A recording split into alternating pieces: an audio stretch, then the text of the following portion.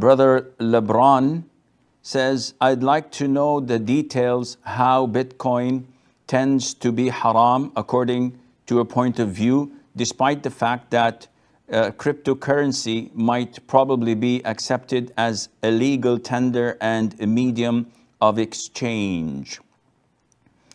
The issue of Bitcoin is a recent one, which means that it is not found or discussed by scholars in the past.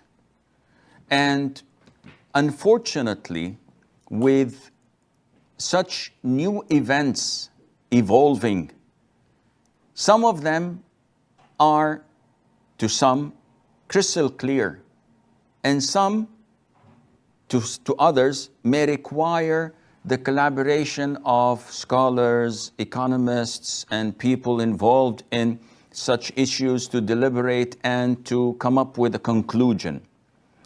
Basically speaking, Bitcoin is something that is recent and new. And there are a lot of serious concerns when it comes to dealing with it. Whether it is from the origin, where it came from, whether from the aspect of sustainability and security.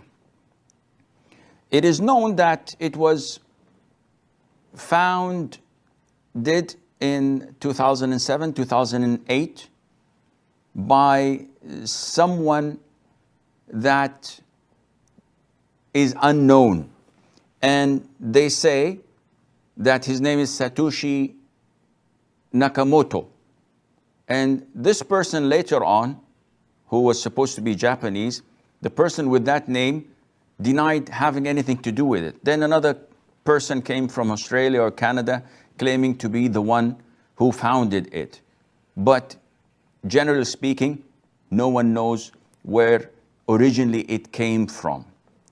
Not only that, when it started, I think it was like 0.1 cent of a dollar. So one Bitcoin was equal to 0.1 cent, something that is negligible. In a couple of years, it jumped to $35. As of today, if I'm not mistaken, one Bitcoin that was 0.1 cent now is equivalent to $11,000 plus. And this is ridiculous. What is this? This is not something that is physical, you can touch. It's not a coin. It's not a banknote. It's not a deed. It's not a certificate. It is something that is virtual. It all is dependent on the peer-to-peer, the blockchain, and the logarithms that govern it, which is known to only a handful of people who control it and who are anonymous, and no one knows who they are. You cannot complain about it. You cannot pretend that there is justice or injustice. There's no one to talk to. So it is as if you're throwing your money in a vacuum, not knowing whether it will increase or decrease. But most people don't care, because all what they're looking for is quick profit and gain. You remember the pyramid schemes and the networking schemes that have been in the past and still ongoing today, selling you a commodity that costs in the market a single euro. They sell it to you for 200 euros, claiming that there is only 5,000 pieces in the world of it. And then after you pay that huge amount of money, you qualify to market it to others, and you will get a percentage whenever someone enlists in the same Ponzi scheme. It is all bogus. It is all a hoax, and they consume people's money through that. Man by nature likes quick profit. If someone with a long beard comes to me and says, Sheikh, give me money and I invest it for you and I'll give you revenue that is beyond imagination and you will sustain a happy life, I will trust him. Not because of his beard, but because of the gain and the quick profit that I may make out of it. Bitcoin is something like this. And there are, I think, a lot of similar virtual currencies. They're virtual. You cannot touch them. And Ethereum and so many, 60, some may make them up to 100. And they are on the rise. And it's not logical, the fluctuation of the price. Now, is it a currency or a commodity? This is something we still have to look into, because it is not a currency. It's not backed by people. It's not backed by government. It's not backed by central banks or normal banks. So you cannot say it's a currency because no one deals with it except a handful of people.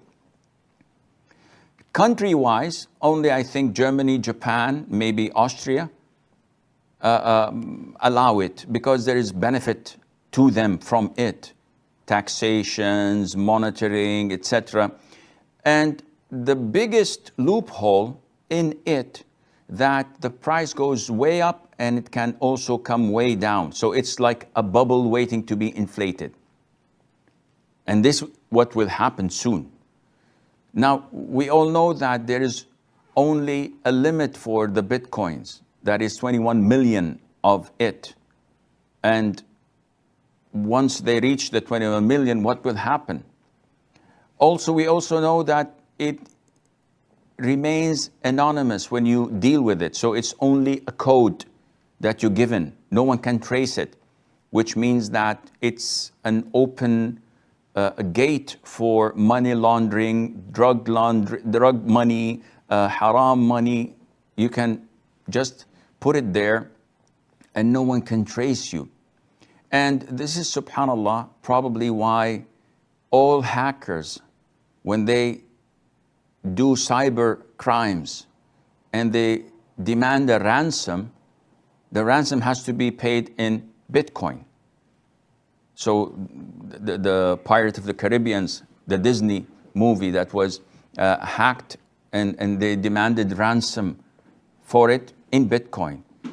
Also, any cyber attack, any virus attack or threat can threaten your wealth and can take this currency, so-called currency, down to the ground. So there is a lot of ambiguity. If I have dollars and you have euros, we would like to exchange. This is permissible in Islam with one condition, and that is that it has to be hand to hand. It has to be physical. I cannot say, okay, I accept this transaction, I'll give you the money after half an hour. This is haram. The transaction is void. It has to be simultaneous, give and take. In virtual currencies, you don't have this. The transfer is not simultaneous, and you don't have anything physical to hold on to. So this kind of ambiguity makes Bitcoin haram, in my opinion. And Muslims should not get involved in such dubious transactions simply to make a quick buck, to make a quick profit. This is not an Islamic concept.